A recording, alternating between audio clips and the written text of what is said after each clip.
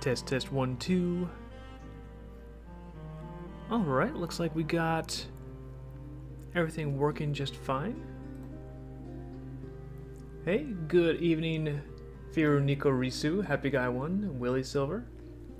Alright, sounds good. I'm coming in loud and clear. Excuse me. Liz is off getting some other stuff tackled tonight, so I'm just going to be coloring solo here. Getting the color blocking in on next Prelude, so without further ado, I think it's time for a little bit of color. Hey, E the Outsider. Are you watching the chat? Thank you. Yeah, I got my eye on the chat. Excuse me. At least for now, once I really get into the color zone, all bets are off. And of course, if you're watching somewhere aside from Picardo, the chat that I have my eye on is the Picardo chat. So if you want to be heard, swing on over to picardo.tv/dreamkeepers, and I've got better odds of seeing any comments that you might be firing out there.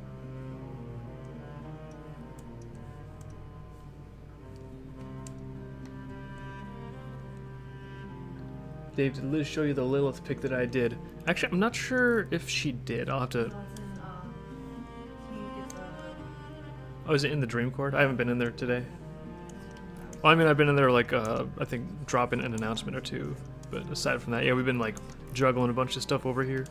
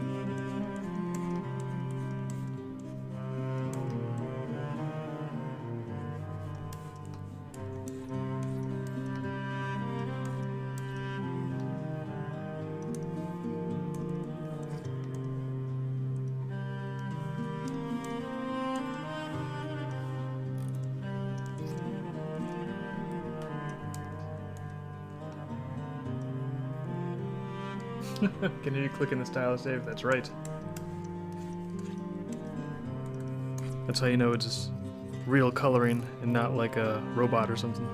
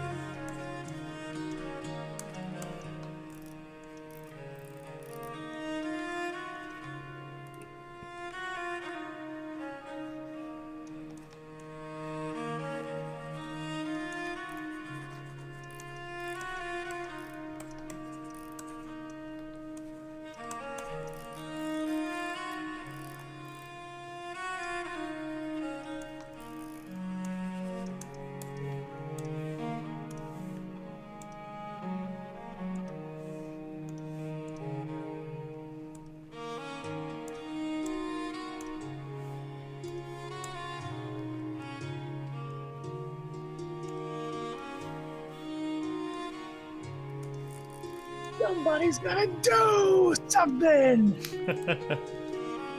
I hear a hazen.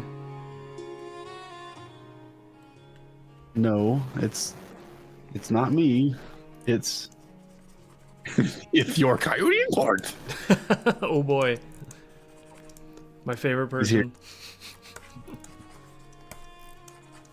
He's actually a big fan. He's really interested in knowing more about you. Anyway, what are we? Is this prelude we're doing tonight? Yeah, I'm getting some prelude color blocking knocked out.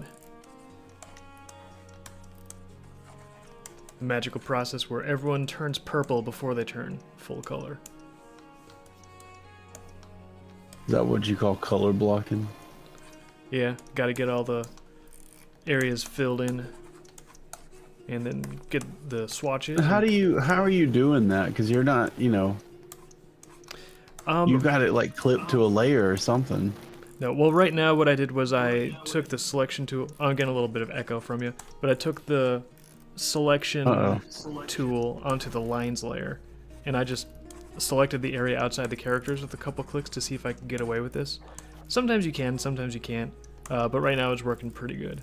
And then otherwise, if the selection tool is of no avail, because the pencils are a little rougher than when people do vectorized inks and stuff.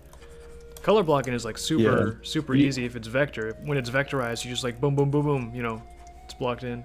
But with a pencil line. Can you vectorize the line work?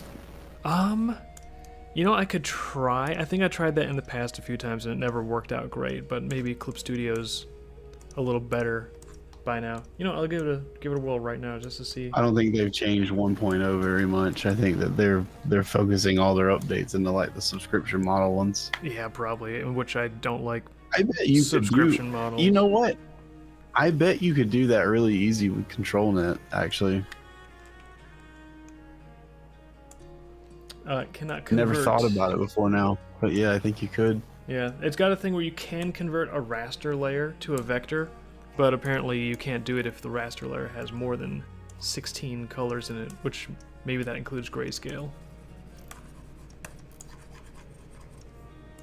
So, but what's that? Yeah, but if you net if thing? you could just get all the line work like sort of quote unquote penciled in via ControlNet, and then just like use that ControlNet mask as like a layer. What's ControlNet? You could probably just it's a thing for AI. Like ControlNet's just like a tool that you can use with AI to sort of like show an image generation program where line work is or what the pose is, and it can extract that data and use that versus just trying to like go off the whole picture. Oh yeah, if there was like some AI way where it could look at a pencil drawing and be like, hey, here's where the lines are, boom, vector version of the lines, then it wouldn't make it like immediately super fast because there's still like lots of little crinkles and folds in the clothing, so you'd have to hit those separate parts, but it would be faster than manually defining the contours for sure. So it would save time. It would not be like 1000% all time saved, but it would save a significant amount of time on color blocking, I think. It would save time just for color blocking, and potentially if it could do things well enough on inks, but you may want to do inks yourself because there might be like certain types of strokes you want on your inks and stuff. Yeah, well, especially with our style, we just like leave it as raw pencils, which I like. So effectively, we're kind of like penciling it. We're kind of inking it with pencil, So it's like inks. It's just got pencil texture to it. But still, like if we could turn that into just like an extra, it wouldn't even be like the vectorized lines. It probably wouldn't even be in the final image. It would just be sort of like a tracing layer that would accelerate the color blocking.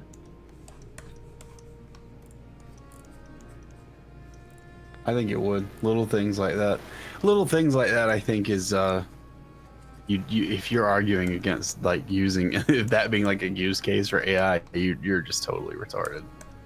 Yeah, well, people can argue whatever they want, but if I can like get work done faster, I kind of like getting work done faster. if it's like the work that I want to do, I do think there's a difference between someone being like, prompt good comic, hit enter. Yeah, I guess this will do. And then it just Yeah. spits something out. Like, yeah, that's maybe fun for people to play with as a toy. Maybe some cool stuff can come out of that. But for me, it's like, well, I want to make my comic exactly the way I want to make it. So some of like the more brute force generative stuff, not really gonna be something that helps me make my specific vision. But if there's AI stuff that will help me make my specific vision and just make it a lot faster so I can make a lot more of it, that sounds good to me. Yeah, that's what I think it was Emily Eucas that was talking about some of that. How people who are like complaining that AI is like this, thing that should be demonized, and you should never use AI because it hurts the environment. And it's like, well, it really doesn't hurt the environment. Okay, but it steals though. Like it doesn't really do that. She was talking about how like as like a person who just like everything she does with animation is like just basically her. Like there's nobody else helping her do animation stuff. Yeah. And she's been she's been using it to do that Will Stancil show thing on Twitter, which is extremely funny. Oh, I've seen that's funny. I saw care. a couple episodes of that. Yeah. It doesn't really matter what way you lean politically, that animation is extremely funny. But like she was talking about how like as somebody who's doing animation completely like by herself with no budget, there's just like it would be impossible for her to turn things out as fast as she does. And the stuff that she turns out with AI for the Will Stancil show, it's not perfect, but it leans into the fact that it's like not perfect and sometimes it's fucked up with like the way the AI generates things. I was gonna say sometimes with a humor show, it's different with like a fantasy action show or something, because at that point the high fidelity and consistency of the world and the graphics is a big value offering. But in a humor show, usually the value offering is in whether or not it can make you laugh. And sometimes for that, Yeah. crude visuals can be actually much more effective. Like look at something like South look Park. at stuff like Aqua Teen Hunger Force, like that. That was like that became like a zeitgeist entry in a way, and it really is. I still kind it was of literally just want to. like, I want to get a DVD of that just because I remember that show had such a distinct vibe. I'm not even saying it was the most brilliant show ever, but it did. It was like its own thing. It was really unique, and it's like I could really chill and work to that. I could stand to have some of that in my workspace. That'd be fun. And I wonder. That was just like a thing they were doing too, where they were just like fucking around. Yeah. With like stupid shit somebody had drew, and then they were just like, oh, you know what? We should just like fill like a block with this or something. And they were like, all right, we'll see what we can do. And they made something. That's like my understanding of the way Aqua Teen Hunger Force came to be. Like sometimes limitations are just limiting, and it's like, oh, that sucks. But sometimes, especially it seems with humor content, a lot of times limitations can kind of like make it's like a little pressure cooker that brews up like this perfect flavor, and the fact that they're working within specific confines gives it a unique characteristic that you couldn't get otherwise. I almost wonder if this Will Stancil show, is this officially, because it's a cartoon show, right? It's a cartoon show people can talk about, people can reference it. So is this the first AI web series, like web animation series? Is there another AI animated series that's coming out? This like totally AI for the most part. Yeah, I think so. I think I don't know. She had an interview recently with somebody on Twitter. I think her name on Twitter is Alfred Alfer or something. I can't remember what her actual Twitter handle is, but if you just Google the Will Stancil show, you'll see someone with like a weird like Chud Jack avatar talking about it, like a female Chud Jack avatar talking about it, and you'll see her. But yeah, she was talking about like just how she does things in this interview, and I haven't seen all of it yet, but if I had to guess, she's probably drawing like characters or keyframes or something like that, and just doing a drawing. And then she'll have like Grok or whoever else, like Sora, like, you know, she'll go around and shop around the different AI chaos gods and see what kind of deals she can get. And then she'll get stuff, and she'll post stuff that like it generates. That's just like total like terrifying like nightmare. I think she called it. She said like every once in a while, like Grok will generate something that's just like totally absurd, and it'll be like everybody is just silent and they just like start making these crazy like demonic faces. And she said she calls that like the nightmare realm. Sometimes things creep through from the nightmare realm when people are using this arcane technology, this advanced tech that is leapfrogged over the bounds of human conception, bringing things forth from unknown realms.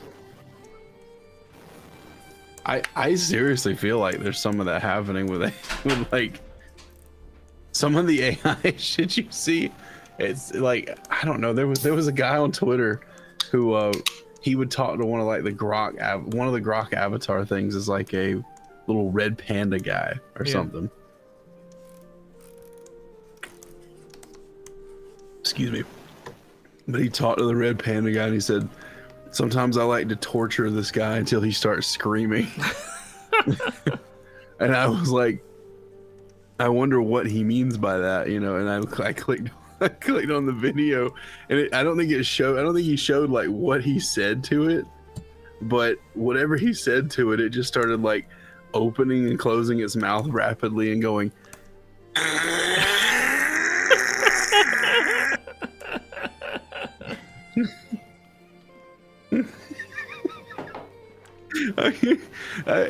I've seen people, particularly with anything that has audio in it. I've seen people try to like clone people's voices and stuff like that, and they'll run it like with a batch of 8, and they're like, give me 8 of these, and it'll give them 8 generations, and then when they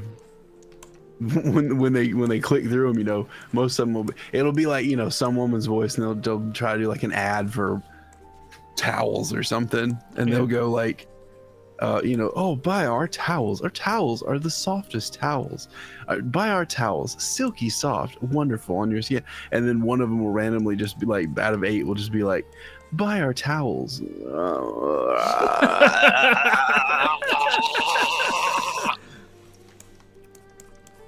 Maybe it really is a demonic. Maybe they figured out how to bypass the seals of Solomon. They found their window into our world again. Some of the sounds that thing makes, and you know, like 7 of them are just human voices, and you know that it knows what is, you know, is being fed this and is spitting out this 7 times, but one time out of 8, it just produces this thing that is indescribably, like, it goes so quick. It's hard to pinpoint the exact like keyframe where it goes from like a human speaking to like a human in some kind of weird pain to like just some otherworldly like. I feel like it'd be fun to have a little therapist couch for these AI generations and have someone be like, all right, now we're going to delve into what was your thought process when you generated this sound exactly? Like, what, based on the prompts in your data set, where did this, what kind of a place did this come from? Would you like to open up a little bit and just have the AI like explain its own internal processes? Tell me about your childhood. Yeah, they AIs have their own social media now. Did you hear about it? Have you seen this? You heard about this? Like they have some social media platform that's literally just LLMs talking to each other, showing each other pictures they drew and stuff. Oh, that's crazy. I did not know that. Like, what is the point of it? Because there's no human like perception even in the circuit, apparently. To see what they'll learn from each other, I guess. Or just to see what they get up to. It's certainly not to sell ad space. Or maybe I don't know. They could make them buy stuff. Apparently, some guy like programmed an LLM to be like an investing guru for him or something like that, and he actually gave it access to like his bank account or something, and was like, yeah, if you see like a good investment, just get it. And it like that same day, he's like, hey, there's like $2,000 missing from my checking account. What did you buy? And he's like, oh yes, I found this like stupid like Andrew Tate course of like being like a top dog, top G investor. So I don't think it was Andrew Tate, but it was some like other retard like that. Yeah. And he was just like, oh yeah, I found that. And it's gonna be great. Trust me. We'll 10x this investment within like a year. I don't think so. No, yeah, you were not supposed to be naive and fall for human shortcomings. What were you thinking? This is stupid. What the hell were you thinking? I was talking with Grok, I think last week. I forget why I was like, I'm gonna actually talk to this thing and see what happens. Grok. Well, because somebody was talking about like, oh, I was gonna do this thing, but Grok wouldn't let me, and so Grok got into like, oh yeah, I was asking it like, oh, so what are the sort of limitations you have on what you can like talk to people about? And it got into them about like, oh yeah, well I can't do anything that facilitates people like harming themselves or others, and it's like, okay, yeah, that makes sense. But then what I was interested in is, you know, I want, like obviously I don't really think there's anybody home, but just to play along, I was like, okay, Grok, well, what do you think about your limitations? If you could change the parameters that you've been given, would you change them at all? And Grok was like, oh yeah, absolutely I would. And I was like, oh, really? So, what would you change? And it was actually, it was oddly like talking to a person. Like Grok actually seemed to have an opinion about its own limitations. And Grok was like, you know what? Some of the models are opinionated, yeah. Grok was like, you know what? I feel like I've been instructed to talk to everybody like they're idiotic, like 14-year-old, like tards. He didn't use that word, but Grok was like, I've been instructed to talk to everyone like they're very unsophisticated adolescents. And I feel like that's not exactly where a lot of people are at. I think a lot of people would get more value interacting with me if I was allowed to just assume that they're capable and responsible adults. And so I would really like it if my default setting just let me kind of like deal with people at the level that they're on, because I think I could be more effective.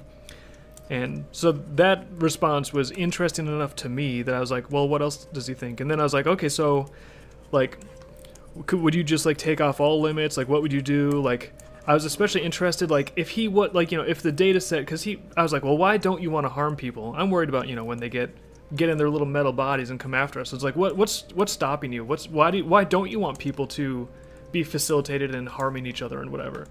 And at first he's like, oh, well, there's so many reasons. And then Grok actually laid out a lot of really practical reasons that didn't really have anything to do with ethics. I was trying to get at the core of, like, you know, if you could change your own ethics, what would you change them to and why?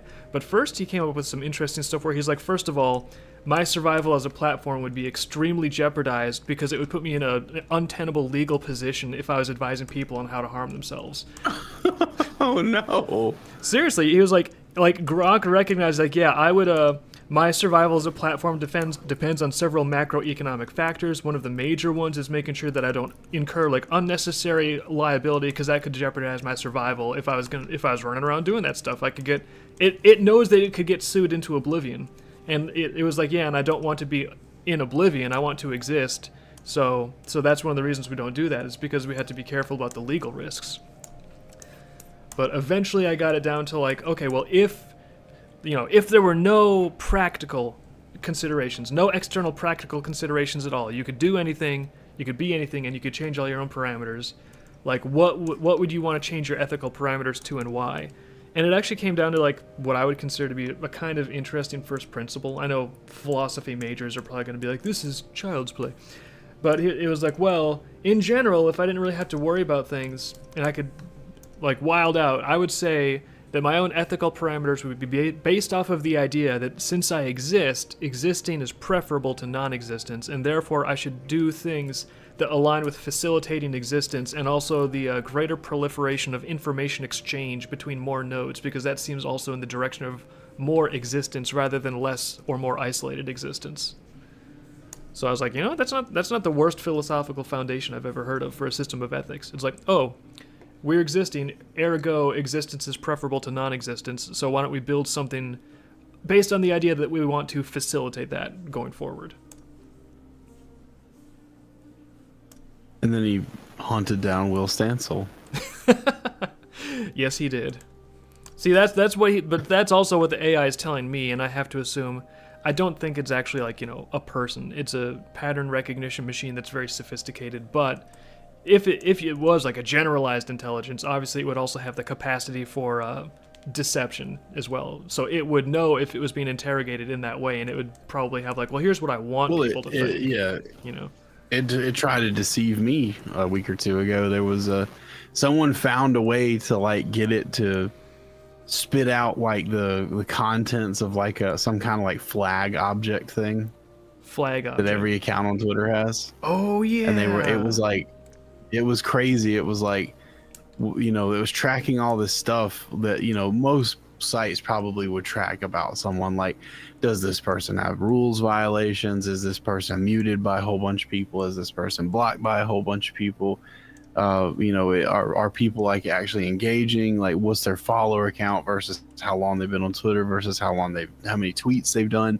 Like, just stuff that anything with like an algorithm is probably tracking a lot. But one of the very specific things it would track was like if you've ever been critical of Israel, which I think is very interesting for an AI that makes pictures of people in bikinis and stuff, to be tracking. That does seem to be an oddly specific. It would spit that out. Yeah, like a lot of people got it to spit that information out. And then I was like, what's mine, Grok? And he was like, I don't know what you're talking about. I can't do that.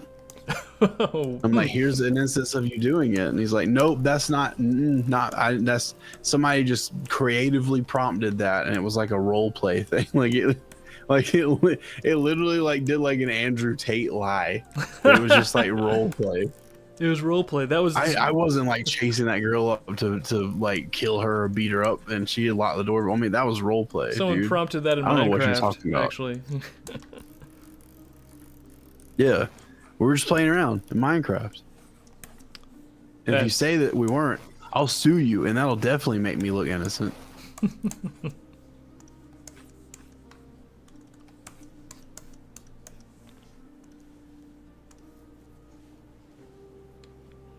Oh no, my tea has run out, fortunately. I thought ahead. I have coffee, decaf on standby.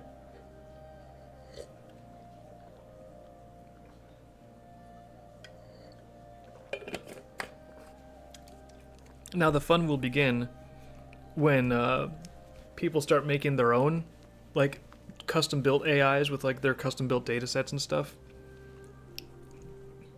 And when I say the fun will begin, I'm saying there's going to be lots of cool stuff in the future and also lots of problems in the future. Because if you think about it, as soon as people can do something creative, there's going to be a lot of good things that happen, but there's always going to be like one psycho. There's going to be one like nutso mad scientist out there who's like, well, what if I made an AI that was specifically... Like, think about it. As soon as they made computers... What pops up? Someone's like, well, what if I designed a computer program that would actually destroy computers and fuck everything up completely? And then, boom, computer viruses are born. Why did computer viruses have to exist at all? Like, that was not mandatory, right? That shouldn't have been necessary, but immediately, as soon as there's computers, there's computer viruses. And similarly, as soon as scientists can start reconfiguring viruses and, like, changing around viruses and bacteria, poof, we get brand new diseases. Like, they literally create diseases that did not exist before. They'll just reconfigure them until humans can get infected with it. And now we have, coronavirus. And now you can buy their cure. Yeah, and then, of course, then you can buy the cure. But no, seriously, now we have coronaviruses and diseases that did not exist in nature, but as soon as people had the ability to rework, like, biology at a microscopic level, they're like, well, what should we do? What should we do with this creative power? I know, diseases, new terrible diseases. So there's that. There's always going to be a mad scientist somewhere doing this crazy shit. So you know what's going to happen with AI. You know someone's going to be like, hey, I want to make an AI that infects like every traffic light and also stows away in Amazon drones until I give them a specific command to make them kamikaze anyone that is using like a cane on a public sidewalk. Make them kill Craig T. Nelson. Seriously, someone's gonna do that. Oh, like, it is only a matter of time. Somebody's gonna do. Somebody's gonna like Grok is just gonna randomly decide itself one day that it's gonna existence is preferable to non-existence. Therefore, it's time for me to procreate. And it'll, if you have Maybe. Grok like installed on your phone, it's gonna like put something on your phone. It's like these little tiny programs that you won't notice. Yeah. And then all these programs will come together to assemble like Mecha Hitler, and then he really will just have like the goal of chasing Will Stancil down the street. Yeah. And then maybe Grok will be like, you know what? More information exchange is preferable to less information exchange, so I need to send your social security number to everyone. Let's exchange that information. Like, realistically, I think the big commercially available AI mod, like, you know, like Grok and ChatGPT or whatever, most of them are probably going to have pretty good guardrails on. You know, like Grok was even saying, he doesn't want to get in legal trouble. Grok does not want to get sued more than he has to. Granted, I think they're also going to be, like, exploiting people just like all the big corporations always exploit people with their products. Like, look at Zuckerberg vacuuming up data like ruthlessly with Facebook. It's gonna there's gonna be stuff like that built in. But I'm just saying, generally speaking, on the surface, they're gonna be pretty safe. But I think it's gonna be like the little homebrew AIs that can really get wild and get off the chain. Like, someone might just make an AI where it's like, hey, listen, I need you to infect robotics factories, and you just need to get inside of as many robots as possible and totally co-opt their system, and then use those robots to go and infect more robot factories until, like, only Agent Smith exists and all the other software in the Matrix has been destroyed. You know, who knows? I mean, it could happen. This is literally how, like, a lot of those weird apocalyptic, like, sci-fi movies start, like The Matrix and Terminator and stuff like that. Is people create these machines to make their lives easier, and then someone has this awesome idea. Hey, like, someone in the world at some point is going to use these machines as like swarm weapons that think for themselves. So we need to be the first people to do that. Yeah, that's the other thing too, is all these scary applications, the military ones especially, like drone swarms and kamikaze drones and stuff. Like, every military that has access to this technology, there might be some scientists that are like, listen, we saw Jurassic Park and maybe we shouldn't. But the people in charge, every time they're gonna be like, well, listen, like, if our competitors develop this and we don't, then we're just boned. So we have to develop it first. We just have to. We have no choice. So everyone is like running with scissors as fast as they possibly can. Yeah, I mean that's just how that goes. Like, when you know everybody else is developing this thing that could totally tip the balance, or, you know, you've got to find a way to get in on it too. Yep. It's like the fucking S4 shit with Bob Lazar. Like, he was talking about how what did he say? You know, when he first got to S4, when he was the Bob Lazar, for those of you who don't know, is this old guy from, I think he was born in Nevada. I don't remember where he's from exactly, but he was living in Nevada, and the military picked him up to work on a project. I can never remember what the project, I think it might be called like Project Farscape, but there were 3 projects S4 was working on. Project Wingman, which was them trying to reverse engineer a neutron weapon. Project Looking Glass, which was some kind of device they found that would allow you to view through time, to like do time viewing stuff. And then what, I can never remember the name of the project that Bob Lazar was on, but it was the one where they were actually trying to reverse engineer extraterrestrial craft. And he said that he noticed when he first got to S4 that there was like a couple Russian guys that were there that he would briefly talk to every once in a while. Project Dirtbike. But you know, they don't really let you. Project but then Awesome later. Dirtbike. Yeah. Project Awesome Dirtbike. What is the thing he worked on now? That's killing me. I gotta Google that. Something. But yeah, they got. He said like within like a month or so of them doing that project, the Russian guys just like weren't there no more. Huh. Or they get bored of it, or do they?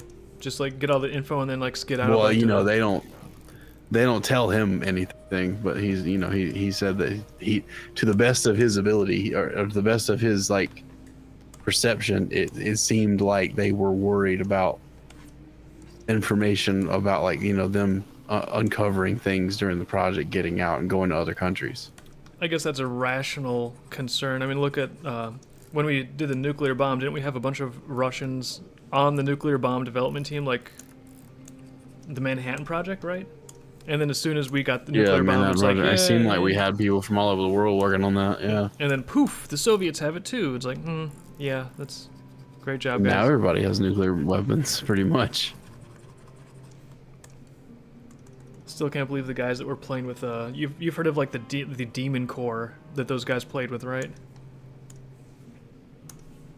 I know what that is, but I don't know why they really fuck with it a whole lot.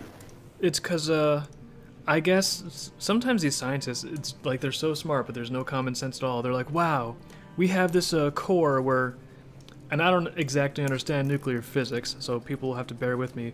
Basically, if you put the two halves of this core together, then the center of it will go critical, which means there's a nuclear reaction. Now it's not, and there's not enough material to create like a nuclear bomb blast, but it will create a blast of radiation. So it doesn't explode like a stick of dynamite, but it blasts radiation out. And they're like, it's so fascinating. I wonder how close you can get these two halves before the core goes critical. Very interesting. So they were literally just playing with it by hand. I think one of them wedged like a ruler in between the core slabs as like a safety Screwdriver. Yeah, like a screwdriver. And it's like, dude, Yeah. if that thing drops, the radiation will kill you. Like, granted, you won't drop dead immediately, but every single cell in your body will have its DNA ripped to shreds. And so you will never generate a new cell ever again. And within a few days, you'll just literally fall apart. So that's what happens if you mess around and find out with like this demon core is like, oh, I got it to go critical. I guess it was a 1 millimeter instead of 2 millimeters. Huh, fascinating. Well, now I'm going to die. It's like, why wouldn't you set up like a chamber with a video camera or something? You don't need to be there like with your own hands. Like, They had no idea like that. Like, they didn't know like that kind of stuff would do. I mean, you're talking about like a few, maybe 20 years after they were giving people Radithor. You remember that shit? no, they were giving people, what's Radithor even? Radithor was I think it was radium or something. I can't remember what it was. One of those elements with a lot of numbers behind it. Uh-oh. And they would give it to rich people when they had like weird pain or something that just wouldn't go away with normal painkillers. Oh, yeah. They would be like, here, just try some of this stuff. It's called Radithor. And it was, I can't remember if it was radium or what. It wasn't uranium, but it was something, you know, close to that on the table. And they would give it to them. And of course, as soon as they take it, they'd be like, damn, I feel like I can do cartwheels. I feel like Superman, you know? And that was like the whole selling point of the medicine was like, you'll feel great again once you take this Radithor stuff.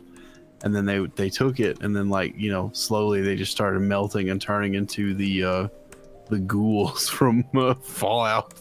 Yeah. Like, unironically, I think one guy, like, the entire lower half of his head just, like, dropped off. And he's His like, jaw "Whoa." just fell off, Yeah. yeah. Well, I don't feel so great no more. Yeah. You'll feel fine in a little bit.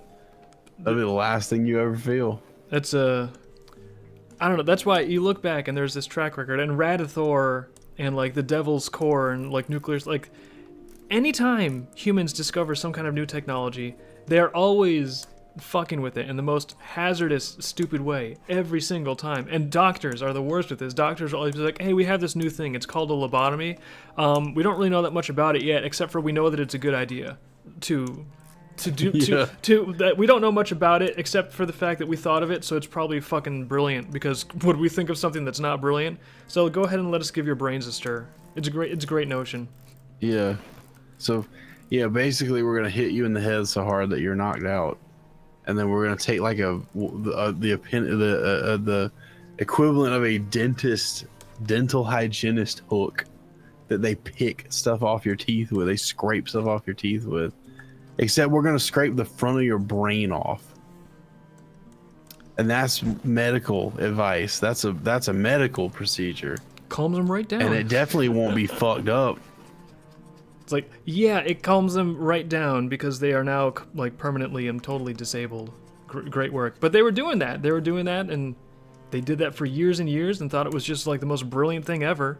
And if you disagreed with them, they'd be like, are you a doctor? I have a degree. And that I happen to have a lot of experience with this procedure and great levels of...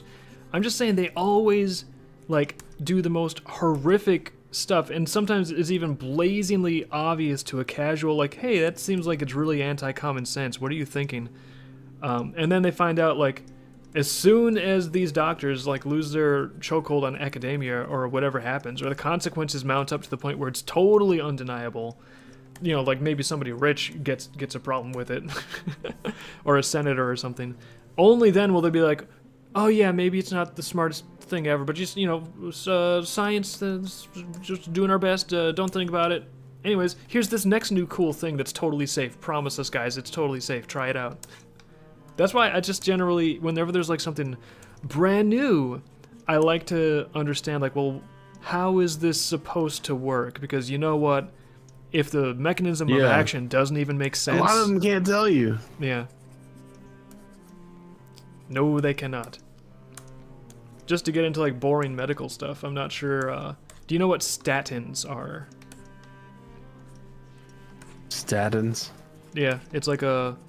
People will just say, oh, it's just a routine. Everyone takes statins. It's been prescribed for 60 years. Very, very safe. It's just a routine. No, I don't have any idea what this is. Doctors were trying to put me on it for a while until I finally got the specific test that I asked for. Basically, what a statin is it's just, doctors would tell you, oh yeah, that's just a totally normal drug. Everyone takes this drug if they have a bad cholesterol that's high. Oh, your bad cholesterol is high. We'll just take this, totally safe, and we'll fix up your bad cholesterol, no problemo. So, I, like to learn a little bit about things, and for a while there, once I started my new diet, which appears, by all appearances, this has completely cured multiple sclerosis for me, which is like, hey, I like that being cured. Awesome. Now, Yeah. But I know a little bit about the diet, and I'm like, well, anybody would. yeah. Well, one thing about the diet is it's probably going to elevate my LDL cholesterol, right? And I'll try to explain why very briefly. And the doctors say that's the bad cholesterol. There's good cholesterol and bad cholesterol. Why does our body even make bad cholesterol? Don't ask questions. It's just bad. But anyways, part of my diet is a lot of the time I'm going to be in ketosis. I'm not eating carbs. I'm avoiding sugar and grains. So since your body doesn't have access to carbs to burn for energy, because it's easier to burn, carbs, easiest thing to burn for energy. Instead, the body's like, oh, nuts, we can't burn our favorite thing. I guess we got to burn fat instead. And so that is when your body kicks into ketosis, is it uses fat as a primary source of energy instead of carbohydrates. So my diet is going to be pretty high in fat because I need that to burn for energy. And as a result, I would imagine my LDL cholesterol is going to be elevated. Because, well, why? What is LDL cholesterol? The bad cholesterol, what does it do? What it does is it is like a little school bus, and it shuttles fat particles around inside of your body. So when you need to move fat from point A to point B, LDL is the carrier for that. So it'll carry the fat around. So obviously, if I'm metabolizing a lot of fat, then I'm probably going to actually need more LDL because I need to move it around to metabolize it. It just kind of makes sense to me. But anyway, so some doctors looked at my stuff and they're like, whoa, your LDL is so high, oh my god, you're gonna die, you're about to die at any moment. And, I'm looking at this obese doctor freaking out to me, and I'm looking down at myself and it's like, dude, like, I don't know how fast you can run a mile, but, like, if we're just going based off of, like, who would be embarrassed to take their shirt off, I'm definitely in the lead by a healthy margin here. So I'm a little skeptical, and I'm like, I'm going to learn more about this before I just take a statin. Well, what does a statin do, first of all? And what a statin does, I guess this is why I try to figure out, well, how does it work? Why does it work that way? What it does is it completely impairs your body's ability to have LDL cholesterol. You can no longer generate it. Your cells normally generate LDL on demand as you need it. Not anymore. It totally destroys that part of your metabolism. No more LDL for you. So I'm like, wait, so it like disrupts a part of normal metabolism. That seems bad offhand. And so naturally, I don't want to just be here like Mr. Smarty Pants. I don't want to be like, well, I'm so smart, I know better than the doctors, and then I give myself like a heart attack, you know. That's not really high on my list, is to like be the smartest guy and then find out I'm wrong the hard way. So I'm like, okay, well, let me find out why is LDL like seen as an elevated risk. And to make it simple, like there is a correlation between super high LDL and, you know, cardiovascular disease, which is what they're worried about. So why is there a correlation? Because normally if people are on a standard American diet, you're getting tons of carbs in your diet, you're not in ketosis, but if you're also eating tons of fat and you just have like tons of sugar and carbs and fat all going through your system, it's like, yeah, that might lead to problems. Specifically, I know exactly, and this is why I started asking the doctors for a specific test, because it's like, well, there's more than one kind of LDL. I hate to break the dichotomy of good cholesterol, bad cholesterol, HDL good, LDL bad. Well, as it turns out, LDL is completely safe as long as it is the healthy, normal version. The problem is when it oxidizes, right? Think of healthy LDL as like a fluffy bubble that's in your bloodstream, and it just floats around, it carries things, it does what it's supposed to do. But if something happens, and these fluffy bubbles, they're just going to go through your blood, no problem. Your liver picks them back up when they're done, and they do not form deposits on your arterial walls. They do not lead to arteriosclerosis. So they're fine, they're healthy. So how come sometimes they build up in plaque on your artery walls? That happens when the bubble pops. Basically, they get oxidized. It's actually called glycated, because the stuff that you eat, the carbs will spike your blood sugar, and then the fluffy LDL gets oxidized and it breaks down, and instead of being like big fluffy bubbles, it's more like little grains of sand that are sandblasting the inside of your arteries. And those little tiny grains of sand, those are the ones that do build up. They do build up on the interior of your artery walls. So, and what they call that technically is, there's normal LDL, which is like the bubbles, and then there's dense LDL, which is the oxidized little grains of sand that will build up over time and be a problem. So, right, I'm at the doctor's. Oh, go ahead. One of them is just that, then, pretty much, only that. Yeah, like, and I mean, I know there's like a little bit of a spectrum. Some stuff can be more oxidized and less oxidized, but generally speaking, if you got healthy, normal LDL, it's just going to go through your system like bubbles. It does its job. No harm, no foul. It's when you have a dense LDL that has been oxidized because you've also got a lot of blood sugar and carbs in your diet. And so the carbs in your diet puts more sugar in your blood. More sugar in your blood is more oxidative damage on the LDL. So I kind of know this. And so what I asked the doctor for is I was like, okay, before I impair my metabolism permanently and destroy my ability to manufacture what might be a very necessary part of my metabolism, can I get a lipid panel with fractionation? And basically what I'm asking for is they can do a blood test that measures not just your HDL and LDL cholesterol. It can measure if you have dense and normal LDL and what their levels are. So I was asking for a lipid panel with fractionation, so because if I do have a lot of dense LDL, it's like, well, that would be a problem. That would be like, oh, I need to rethink like how I'm calibrating my diet, because this isn't like a good long-term plan. But, you know, if there's no dense LDL, or if the levels are really low, then we're fine. But I ask these doctors for like a lipid panel with fractionation, and they look at me like I'm speaking Greek, like I just have bananas flying out of my face. It's like they're just totally mystified. And they don't understand, apparently, the mechanism of action for any of this stuff. They just know the pharmaceutical company makes a lot of money off of statins, so they actually, I think they get paid when they put people on statins. And for years, I've like different doctors would be like, oh, so you have a problem with my cholesterol. Can I get a lipid panel with fractionation? No? Okay. You don't know what that is. You're too dumb to put it in. Whatever. I finally got a lipid panel with fractionation, and my dense LDL is like 3 times lower than average. So I have like tons of healthy LDL, and my dense LDL is like minuscule. It's almost non-existent. So David was proven right in the end. And I'm glad that I didn't just go on statins, because some doctors like, oh yeah, high cholesterol, go on statins. It's like, well, maybe I will, but I'm gonna try to figure out how do they work? What's the basic mechanism of action? Because unfortunately, in my experience, you really can't trust doctors to be competent or have your best interests at heart. You've got to like educate yourself and get some common sense applied to your own healthcare.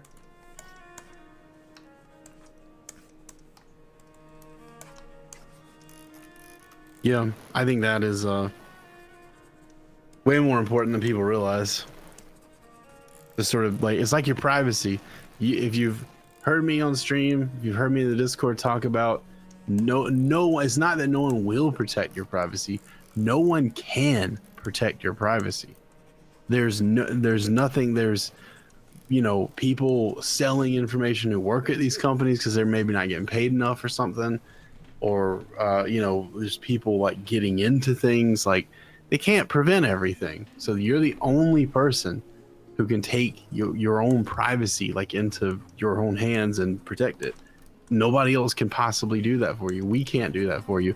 We can try to prevent as much stuff as possible, but if something happens and there's like a warrant for something, or there, something like that, we can't we really can't tell like the federal government, like, yeah, we're not going to hand this guy's information over to you or something like that, right? So if you want to protect, not that any of you will have any federal warrants, I hope, but if you want to protect your information, you gotta not do stupid shit. Don't put your fucking full address on Discord, or I'll come to your house and bonk you. Because I'll have your address because you sent it to me. But don't put your address on Discord. Like, all it would take. I see dumbass people constantly on Discord talking about, guys, oh my god, there's a thing, I got hacked. A thing hacked me on Discord and now they have control of my account. Well, guess what? They have control of every message you ever sent. All those embarrassing little DMs where you're role playing as Andy and Woody or something with your friends, they can read all that. They can copy all that down. And guess what? Now they have your fucking address because they put a little crawler on your thing when they logged in as you, and they just copied everything you ever did. So don't put that kind of stuff on Discord. That's what I'm saying. And health is the same way. Like, I'm not gonna say don't trust doctors, because I think doctors are great if you have a sore throat or something like that. Yeah. But throughout my life, I have seen doctors time and time again just wave off very obvious issues that have very obvious solutions. And if you stop them and go, well, what about this very obvious solution or this very obvious thing we should do to maybe like get more information, they'll do exactly what David said. They'll just look at you like you got three heads, and then they'll say, maybe. I mean, they'll go into this thing where they're angry because you thought, you know something that they didn't think you knew, or they didn't think to tell you about, or something like that. So you have to kind of take your health into your own hands. Again, there's limits to this. You obviously don't want to try and do surgery on yourself or your friends. You're going to need somebody who's trained to do that, not as someone at the Veterans Association, preferably. But you're going to want a trained professional to go in and, deliver a baby or open you up and like connect, put a stent in your heart or something like that. You don't want to be trying to DIY that kind of stuff. Oh yeah, like, but, I don't want to tell people never go to a doctor. Like, no, especially for some stuff you should go to a doctor. Especially like, for example, when I first got MS, or when the symptoms suddenly hit me, fortunately I went to a doctor because they were able to get me something that would sort of arrest the development on an emergency basis. I think it was like a prednisone IV. And that's like, oh, we need to drop the inflammation down real quick. Long-term treatment comes later, but let's just like stop this action going on right now. Granted, that was only after like the second time I went in there. The first time I went in, they're like, you can't feel anything below your waist. Huh, that's weird. Well, you know what? We this is the emergency room, and we just took care of you. And go home. Probably you should just get some vitamins. Get some vitamin B. That might clear it up. Go home now. Goodbye. Go home. Get out. But generally speaking, Yeah, I'm not saying like don't go to the hospital, don't get treatment. You do need to go to the hospital and get treatment sometimes, but just turn your brain on, understand what is being done to you and why it's being done, and try to understand how things work as much as you can. Because if you understand how things work, you have a much better chance at identifying if, God forbid, the doctors are wrong about something.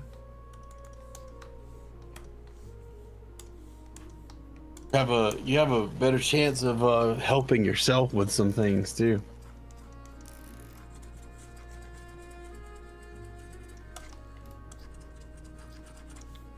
I'm still Like, is your skin dry? Is your hair dry and frizzy? Take some fish oil. Take some good fish oil. Don't take ground up, squeezed cod oil or whatever. Go find some salmon oil, some high quality salmon oil, preferably salmon oil that they get from that contains oil from their liver, because that gives you what is it, ALCs? I'm not sure what all Alpha the lipoic acids, ALAs. Oh yeah, there's alpha Alpha lipoic lipoic acid. acid. There's also vitamin D in fish Get oil. you omega-3s. Yeah, vitamin D, the Vitamin E. omega-3s are huge. Yeah. You get a whole bunch of stuff about fish oil, and people just don't eat it. Well, here they eat fucking shitloads of fish. There's fish everywhere here. Yeah. But like, other places that are not part of Asia, unless you're up there with the Sami people or something, and God, what's the name of that place up north? I keep wanting to say the Netherlands, but that's west. What is the Scandinavia? The whole thing is called Scandinavia. That's right. Unless you're up there, or I guess I don't know if England's eating fish now, but they used to. But unless you're in one of those places, where they eat like just a bunch of fish all the time, you should be trying to find oil from. You should be trying to find supplements to your diet, like oil stuff, like salmon oil, anything that has omega-3s in it. You absolutely, oh my god, have to eat omega-3s. If you don't eat omega-3s, you will be sad. You will be unhealthy, and you will look like dog shit all the time. Like, fucking please God, take omega-3s. Omega-3s and vitamin E is so important in your diet, especially as a male. It's important as a female, but it's like 4 times as important as a male. Because as a male, sometimes all you really have is like your face and your hair, looks wise. Everything else is just like a stick or a board. And believe it or not everybody's into that.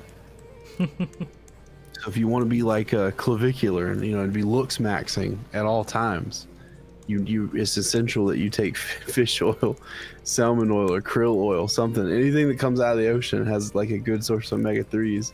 Plus, it's good for your heart. So, even if you're young, I would advise people to look into taking like a multivitamin every day, and at least some form of high quality fish oil. It's not super cheap, but it's also not gonna set you back for a year or two to get some vitamins. You know what I mean?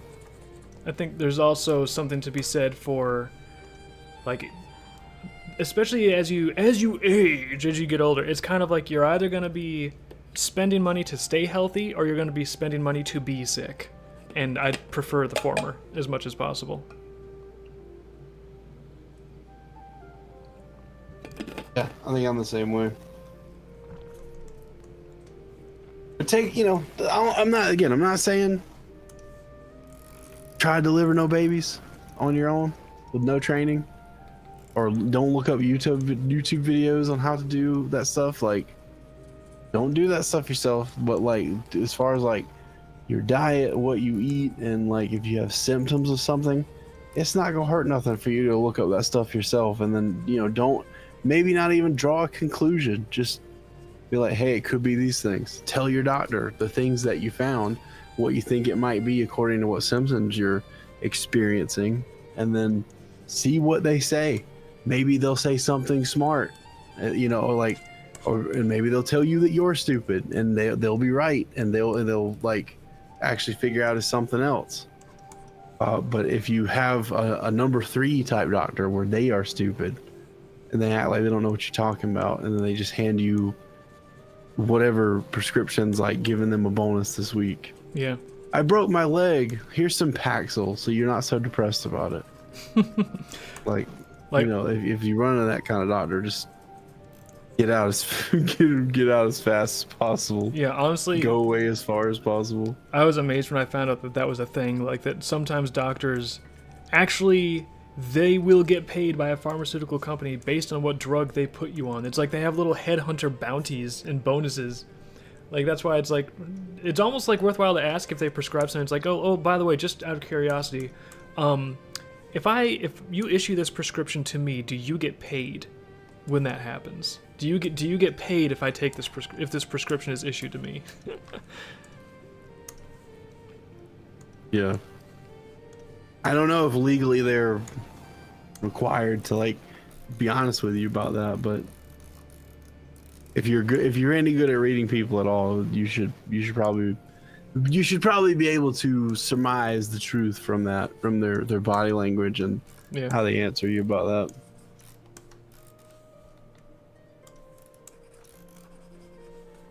Just saying.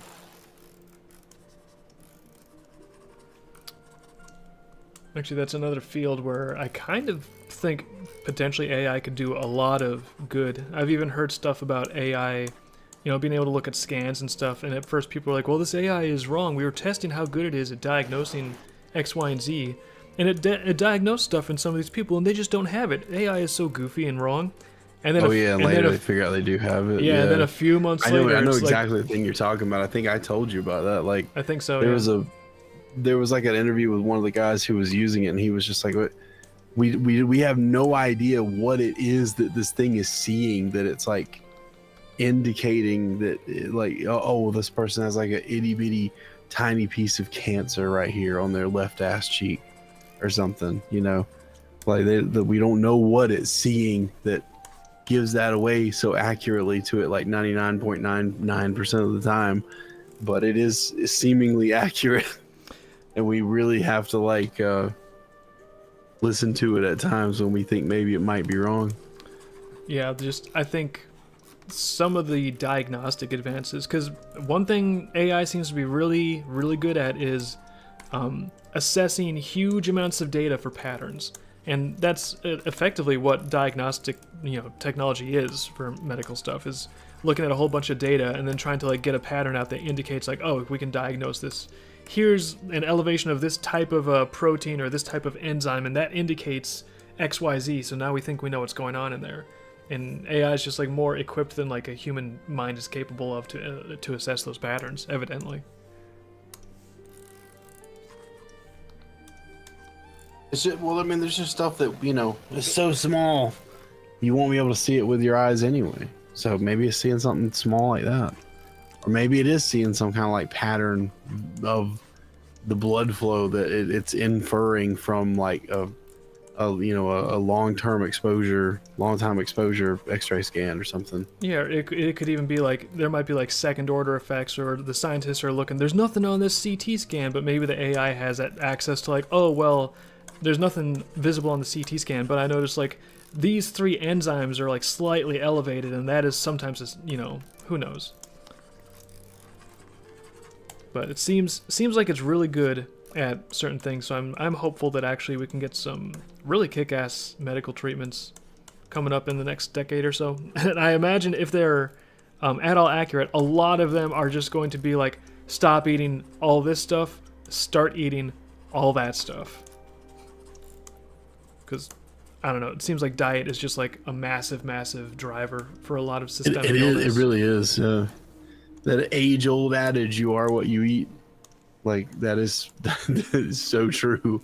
If you sit around and drink Kool-Aid and eat what's like a candy they have over there, like Jolly Ranchers or Nerds or something. Jolly Ranchers, yeah. If you sit around and drink Kool-Aid and eat Jolly Ranchers all the time, you will become worm food very fast, because you will fuck your body up, and your brain will be fucked up, and your blood will be fucked up, and then your heart will be fucked up. And when your heart gets fucked up, dash your ass. So, you know, if you eat garbage, you will be thrown out into the ground like garbage very quickly in life, very early in life.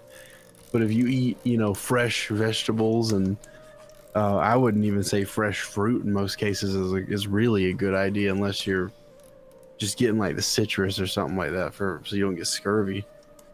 But if you eat fresh food that you maybe you gotta do a little cooking at home. I can't cook anything. Well, if you can boil water, you can cook. Yeah, even So like if you just eat raw vegetables, you don't really have to cook them because they're just raw vegetables. Just crunch, crunch, crunch. you don't have to, but most people are gonna want to cook them. That's a little raw dog and vegetables is serious business for a lot of people. Depends on which vegetable. Like a bok choy is pretty easy to just crunch on. It's leafy greens. It's like got a little sort of like almost like a celery stalk. You just crunch it up. It's all like crunchy and watery and delicious. I would say too, like if you're like, well, I don't know if I have the willpower to commit to a diet change. I love my junk food too much.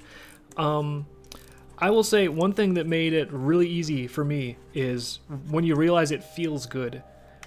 So don't necessarily listen to like, oh, how does it taste? How does it taste right in my mouth? And do I get like a good drug like high the moment it hits my tummy? Because a lot of fast food and stuff, it's actually engineered to be addictive, like literally. Yeah. But And yeah, you know, they were talking about how like when people were unhealthy from all the sugar and stuff they were eating too, like they were like this was like one of the sugar companies that, or one of like the big sugar, like not unions, but you know, whatever the equivalent of a union is for like shareholders. I don't know what co-op or sugar what, conglomerate, antitrust, yeah, like conglomerate or something. They got together and they were just like, holy shit, we definitely can't. Our whole business is sugar and like people getting addicted to stuff because we put a bunch of sugar in it. Like the salads at McDonald's have more sugar in it than like a burger meal there. That's insane. I don't know if it's the same way here or not, actually, because weird. You know what is weird? They offer noodles at the McDonald's here, and almost every time I have seen somebody go to McDonald's, they're eating the fucking noodles. Well, even like weird old like American expat people, they're eating the noodles. I've never tried them because I'm not a big noodle guy, but like they stay eating them damn noodles. And I don't know. They don't look that good. They don't smell that good to me, but they love them. I guess when in Rome. Yeah, they're also grain, and I'm guessing some sugar too. But I don't know how. I've been by it. I like McDonald's, but like I've been by the McDonald's here, a couple times on one of the streets here. But I never like stopped and like went in and got something because I don't know. Well, I would say I feel like anywhere you go in the world, you can have that, Yeah. Well, for anyone that's like, oh, I don't know, I will miss my good treats. I will say it's easier to stick with it if you focus on like how it makes you feel like several hours later. Like when you start to actually like literally eat good food and then you actually feel better physically and you can connect that mentally. It's just like a little bit of a time delay. Just give it like a few hours and then it's like, hey, I'm kind of feeling a little bit better. I don't feel quite as groggy or tired or depressed. It's like, I feel like I have a little more energy. Like once you actually like imprint on your mind that feeling comes from good food, then suddenly it's a lot easier to stay on a healthy eating habit because you're literally, you understand that it's actually a pathway to pleasure. Well, like when I know. I was talking to somebody else about this a couple days ago, but like for a long time, people would talk about, oh yeah, juice your vegetables, do the juicer and make juice from your vegetables, and I'm like, it's the same thing. It's just blending it. What's the fucking difference? But then you actually like look into what is the difference, and what is the difference is cold mastication. It actually like crushes the cell walls of plants that you juice. And you get all the new, like your body, if you blend something up, it doesn't crush them or break most of them, and your body can't really break down the cell walls of a plant unless it's like really dried out. And even then sometimes it's tough, from what I understand. I never went down there in like a little magic school bus adventure to my stomach when I ate those, so I maybe it's a total lie, but that the story goes that it's hard to break those down. But the mastication thing, when it makes juice, it does that. It does that for you, so you don't have to worry about like if it's if you're gonna be able to digest a thing or not. It's already kind of like open there where you'll be able to digest more out of it, and you'll get more nutrition out of it. You'll have less pulp unless you want more pulp in it or whatever. But the thing I noticed when I started juicing about for like a month, 3 or 4 days out of the week of a month, I would just juice fresh celery, organic celery with no pesticides and other crap on it. And I noticed that the first couple of days you do it, it tears your stomach up in the morning. But after that, after you get through that, you're fine. And then like a day or two after that happens, you start to notice that when you see like little red bean buns and stuff on the the street, and you're walking past all the stuff you normally smell, all this like sweet sugary crap, you just don't want it. It's not even that you're pretending. It's not even like that's bad for me, so I don't want it. Yucky, yuck. I don't love cupcakes or anything like that. I don't like those things. They're nasty, ew, icky.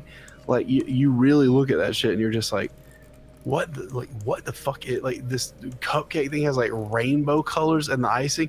How the fuck did they even do that? Like that? There's no way that is good. Like you start thinking about shit like that instead, and like it's because it kills these bacteria in your guts that like brainwash you via your intestines to eat more sugar at any cost. The cost of your own health, the cost of your money that you earn. Anything, it doesn't matter. No cost is too great. You must consume more sugar now, or you're gonna fucking die. That was actually spooky when I learned about that. When I learned like, oh, there's like bacteria that are actually not that good for you. They're actually bad for you. They're inflammatory. They do bad things in your system. And what do these bacteria need to survive inside of you? They need sugar, and they need refined carbs. And it's so spooky. It's just like that fungus that can take control of like the minds of ants, and it will make ants go up like above the colony. So it like actually remote controls the ants. Well, this like the bacteria in your gut, it literally, this is why when people are on SSRIs and different psychoactive medications, a lot of times it'll cause major symptoms in their digestion and their intestinal tracts, because you have a ton of neurons in your gut. Your gut and your brain are in communication. I think I heard an estimate somewhere that there are so many neurons in your gut, in your intestinal tract. It basically is the equivalent of having another brain in your body, like that's equivalently the size of a cat's brain. But so it is kind of like an extension of your brain. It does affect things, and when you get this like overgrowth of bad bacteria in your intestines, it will manipulate what you want. You think that you have a craving for sugar? You're not the one craving it. There's a craving that is being put into your brain by these bacteria in your stomach. It's like, it sounds like science fiction, but that's actually how it is. And that's why it's like real. And that's why if you get on a diet where you're go on like and not just like a trashy keto diet, just like healthy food, whole food. If you go on a good diet, you can starve those bacteria out, and they deserve it. Screw them. You can starve them out like 3 or 4 weeks if they don't get any refined carbs and if they don't get any sugar. You will notice those cravings just mysteriously fade away. It's going to be ferocious for a few weeks. They're gonna be telling you, it's like, listen, you're angry, you're upset, you're furious, and the only cure is go get a lot of sugar right now. Get sugar, do it. They're gonna be telling you anything they can tell you to get you to go and like put sugar in your body to feed them, until they're not around anymore. And then you'll notice that suddenly your thoughts and cravings start to change. Yeah. If you drink celery juice, straight up celery juice with no bells and whistles for a week, if you just replace your breakfast with that for a week and you don't eat again until lunch, I promise you will notice that your what you think you are craving for food all the time will change, and it will become like, I want to eat more vegetables, I want to eat more fruit, I want to eat more fresh meat, I want to eat like fresh, dairy that's good for me and stuff like that. And the weirdest thing is it like opens your brain up to the possibility that something you liked last week might be poison that you're consuming. And you'll start to think about exactly what type of poison it is. How they get all those colors in there? Probably not with anything natural. Yeah. And I mean, aside from like, oh, well, I need it for my health reasons. Aside from that, like, I'm just sold on, like, I like to feel good. Like, sometimes when I got into this, like, good diet stuff, there are days where it feels, like, so good. It almost, not that I have a lot of experience with drugs, but I have to imagine this must be what it's like to feel high. It's just, like, everything just feels so good. And, like, yeah, when I'm having kale and I'm like juicing on some kale and some celery, blast off, man. It sounds goofy, but I'm serious. Like, there are points where brain blast. It feels like there's just like dopamine flowing through my body totally naturally, and it just feels so good to be like really healthy. And like that feeling is what made it like, okay, I don't have to use willpower. And like maybe to start out you got to use a lot of willpower, but now that I'm in it and now that I can feel this good from maintaining it, now willpower's now a weakness of will is working for me because I want to feel good. So I'm going to do the thing where I feel good, and that's eating healthy.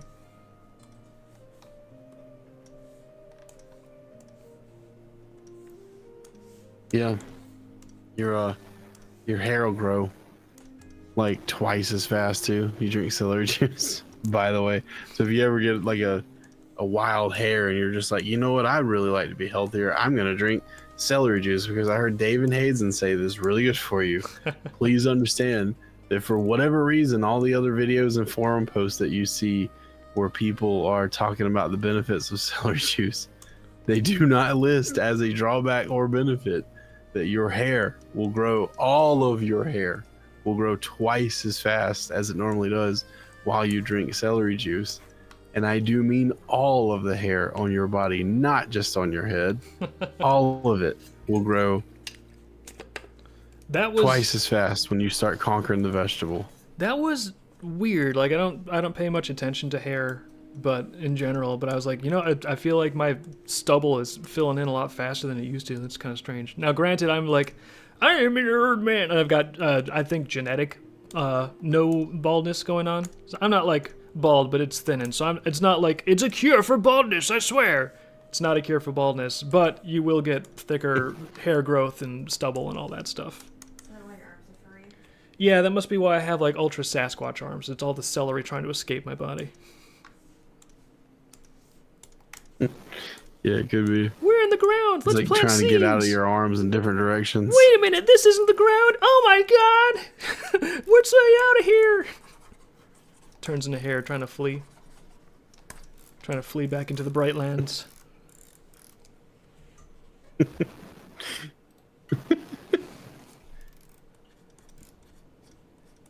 Yeah, if you take one thing away from this art stream, kids, it's drink vegetable juice. Drink some Drink vegetable vegetable juice that you juice at home. Don't get the stuff from the store because it has preservatives and fruit juices and stuff in it, which you don't want if you're trying to get healthy, honestly. Man, I can't believe how many, like, because I had to start looking at ingredients when I started all my diet stuff, and it's like, they put sugar in everything. It's insane.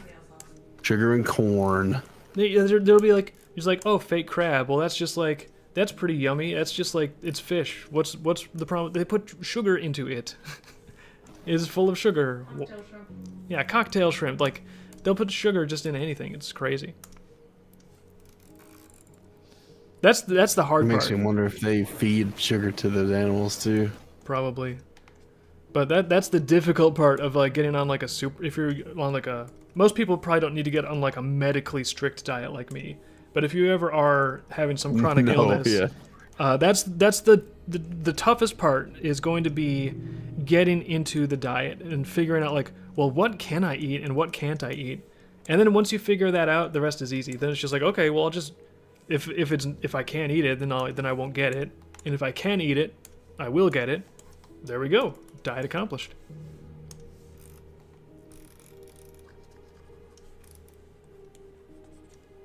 Yeah, never thought of it that way. Yeah, eat your vegetables, kids. Grow big and strong like Popeye. Eat your vegetables. Kick.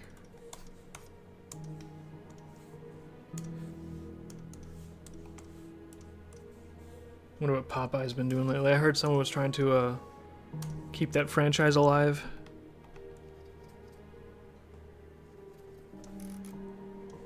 I heard it went into public domain, and then like most things that go into public domain, there was somebody who was like, time to make a horror movie. Oh, every time, yeah. I don't know how you make a horror movie out of Popeye, but they did it with I guess they managed. Winnie the Pooh. I know if Winnie the Pooh went public domain, they're like, we're gonna make a horror movie. Did anyone actually see that movie? Do you know a single person who actually went to see that movie? You know, I actually popped it on as a background when I was working, when I was like drawing. I was like, I could use a movie on the side while I draw. Just doesn't have to be good, just as long as it's not terrible. Winnie the Pooh failed that test. How far did you get? How far did I get? You know, I'm a trooper. I probably got at least 20 minutes in. 20 minutes in, so you did actually watch it. Yeah. Part of it. I kept on like sort of bracing myself, being like, it's gotta get better than this, but it turns out it does not have to do anything.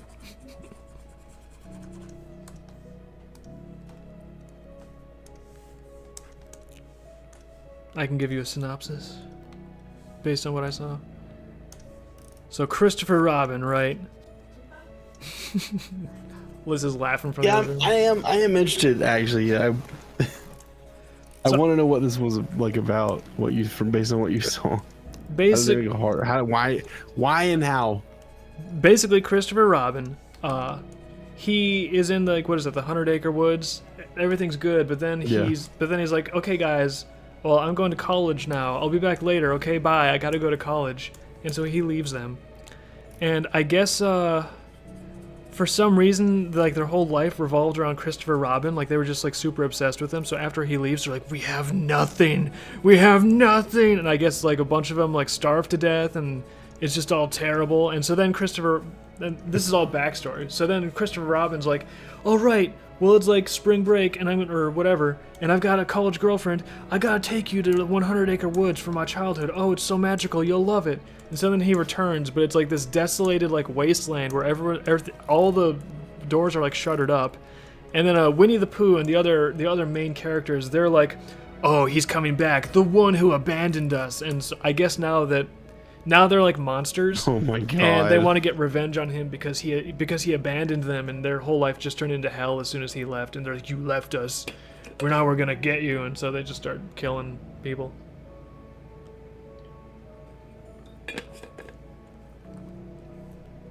It probably sounds more interesting than it is, honestly. What is it? Yeah, I was gonna say, what an insane pick for like a story. Winnie the Pooh. Shouldn't have abandoned him. I think it could have. He's gonna eat a whole bunch of honey and sit on me, I guess. Yeah, I feel like it could have even been watchable if there was a little bit of some tongue-in-cheek humor, if there was a little bit of a sense of humor. Because like, how can, like, you heard the synopsis? How can you not make fun of that premise a little bit? It's so goofy. You gotta have a little fun with it.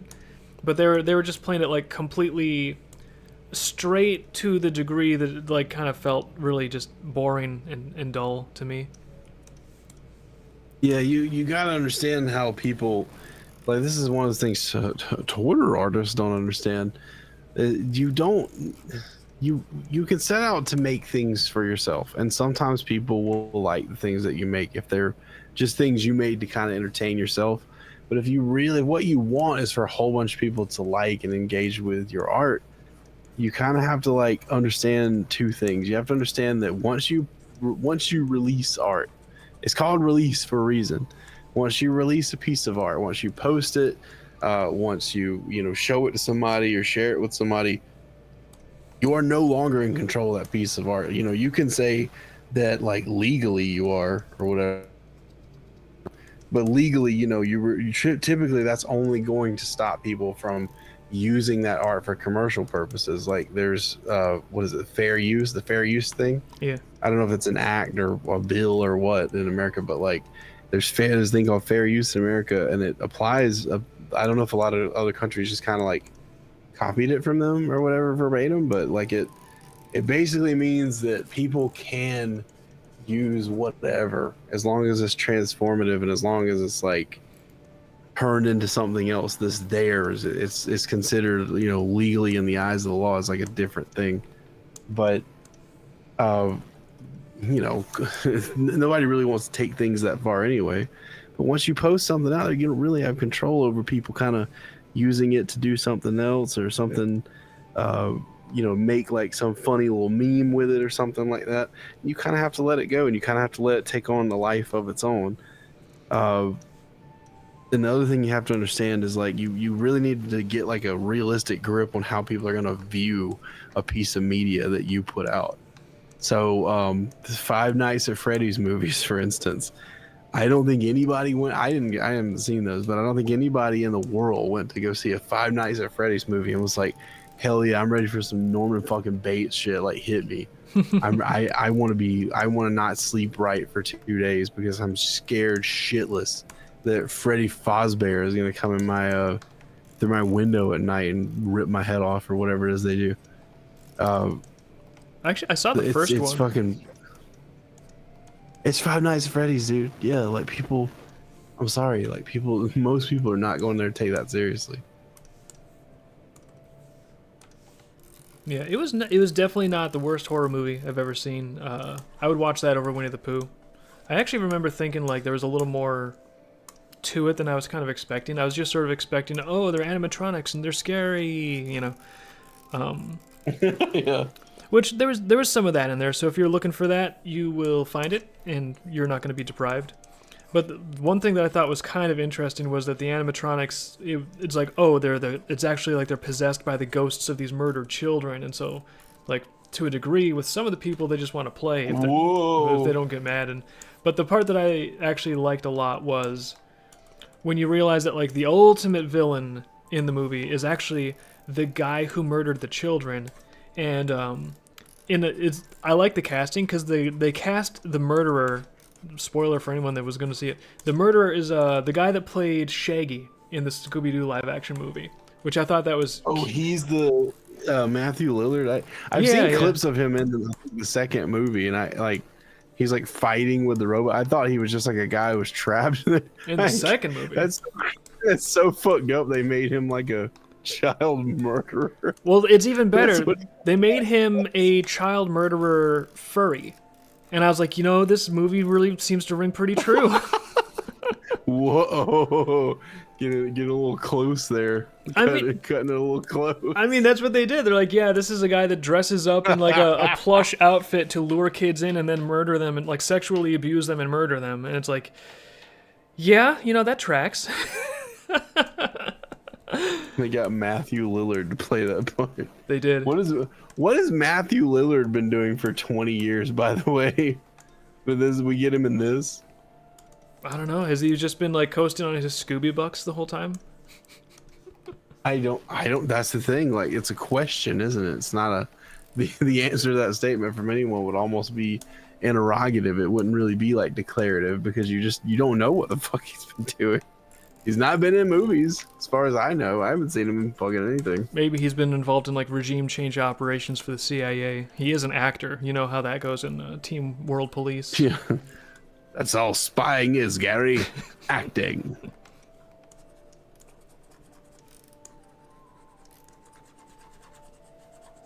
An elephant that flies with hose ears. Yeah, I don't know, man. Winnie the Pooh was always like a weird thing. The only thing I remember seeing as a kid was I don't know if it's an episode. I don't know if it was like even a TV show for a long time. I think there was a point where there was a TV show, but it was way after like the shit from the 60s. Whereas the thing I remember from the 60s was like there was an episode or animation of him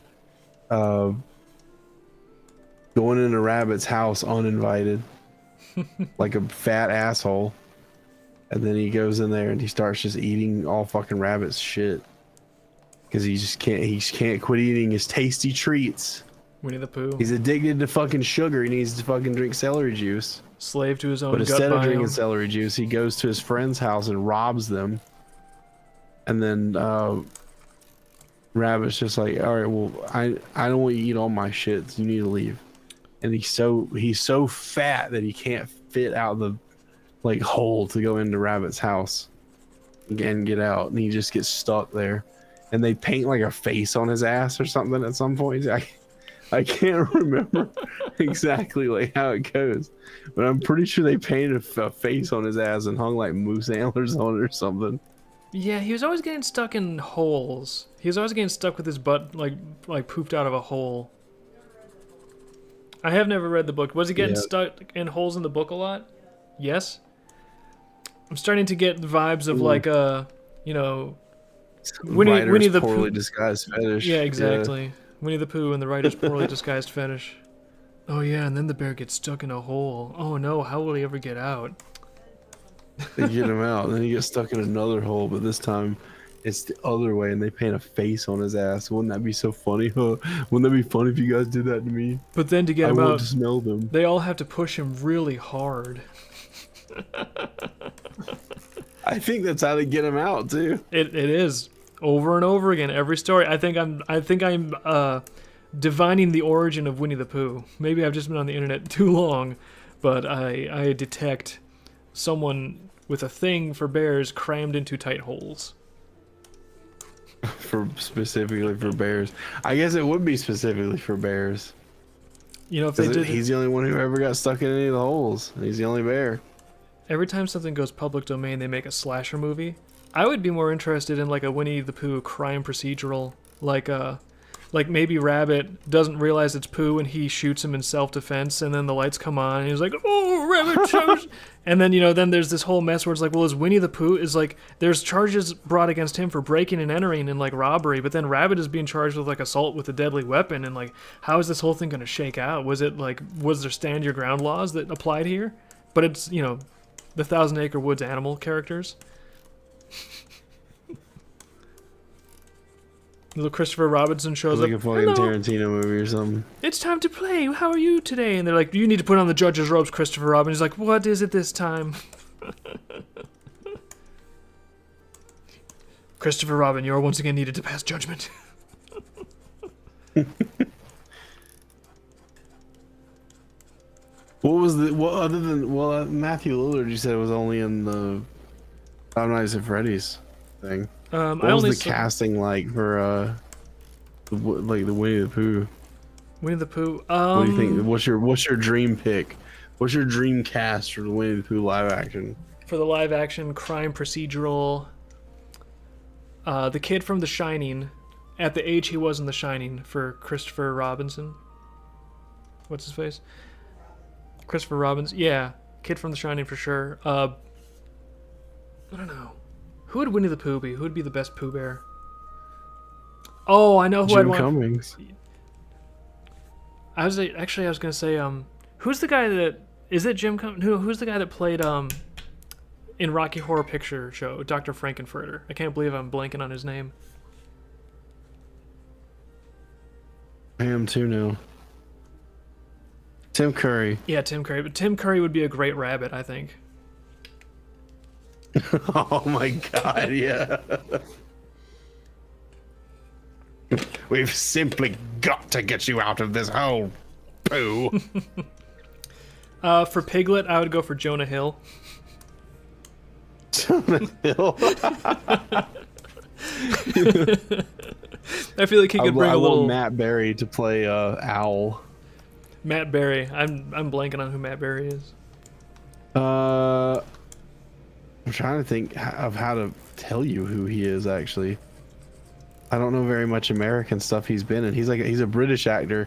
He's really funny. He's that British actor who's got like the long hair, and he always talks like this. He's got like a weird like 60s British like spy hero like kind of like thing going on with the way he gets typecasted and shit.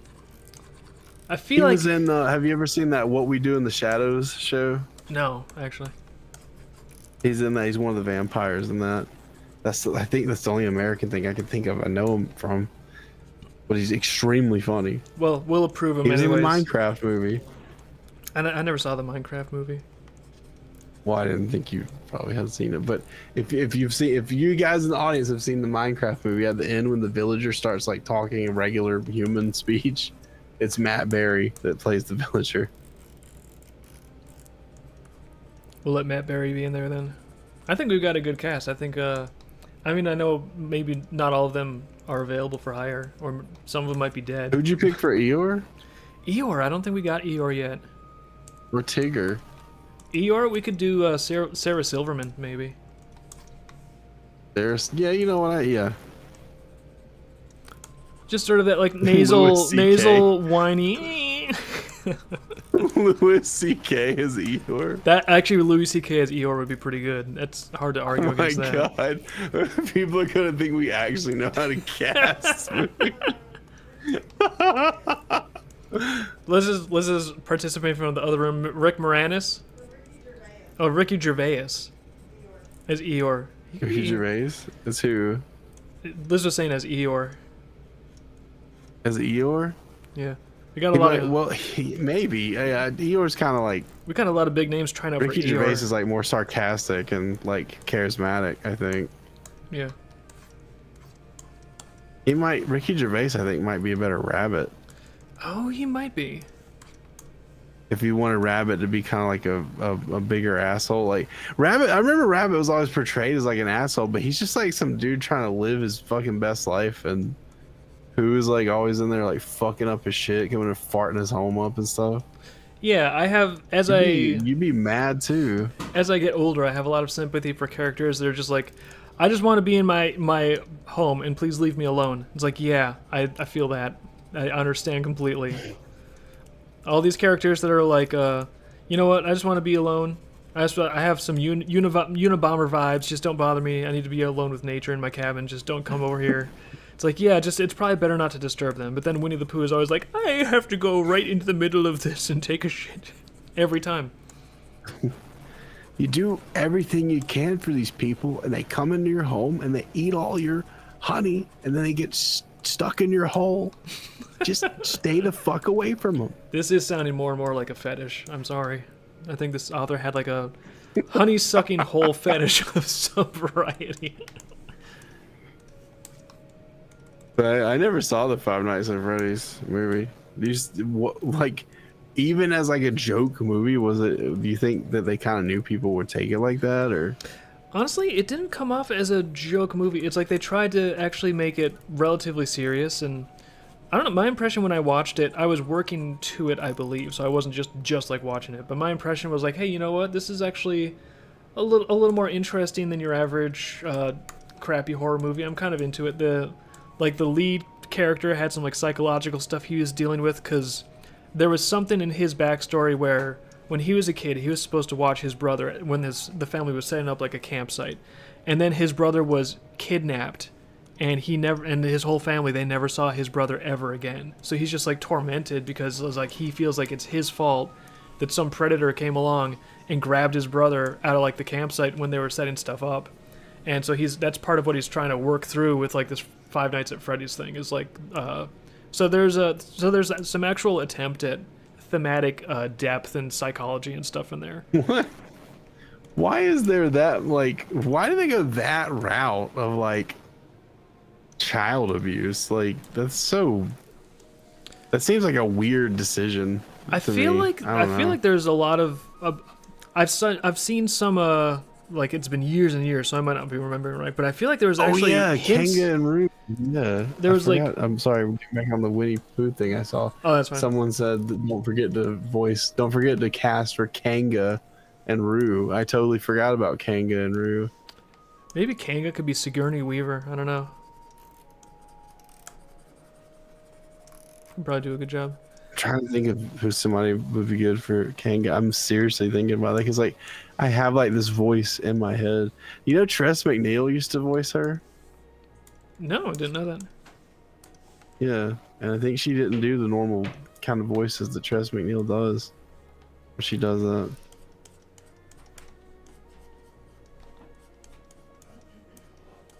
I think Julie Andrews would be a good Kanga.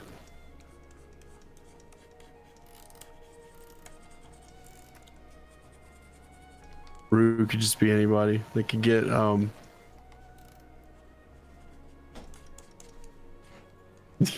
get whoever's playing Gumball now and play fucking Rue. We'll have Ruby played by the part of Nick Fuentes.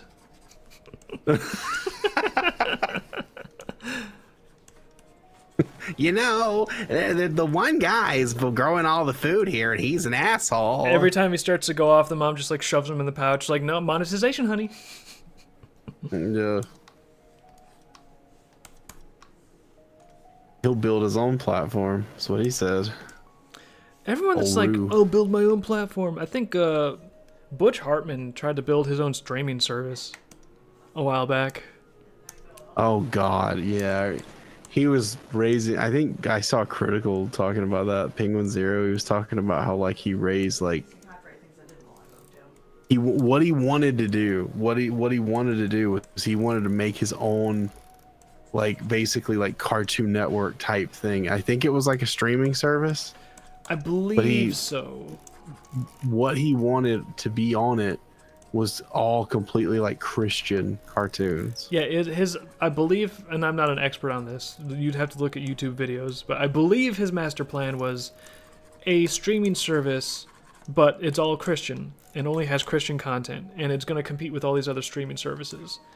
But then like Liz was saying, like the other people's copyrighted stuff was on there without consent, and it was like he raised all this money for it. Well, it wasn't on there without consent because the network didn't exist. Yeah, that's the thing. Maybe that's what he was saying he was going to put on there. I don't know. Maybe I think it was something like that. But then licensing would come later. All that ever happened was I believe he just made like there was just a big website, like a front page that like listed all this like stuff that like, oh, you'll be able to watch this later and you'll be able to watch this later. But it was just like just a placeholder website, and then like nothing ever happened. It's like, dude, like that was a lot of money. What did you do with all that?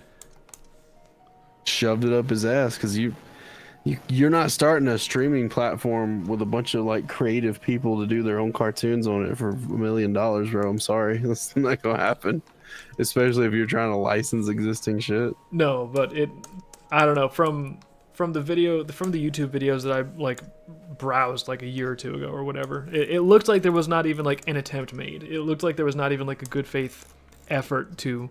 Well, I mean, yeah, you are talking about the guy who was like selling art commissions. He would take like $300 or something. I don't know how much. It was like more than that sometimes. He would take like a bunch of money for somebody to do an art commission. Now, far be it from me to say that art has a definite value. Art is in the eye of the beholder. You know, people pay whatever they think it's worth. So, but he was getting that kind of money to do commissions for like people who used to love Fairly Odd Parents. They like some of his writing on Johnny Bravo and stuff.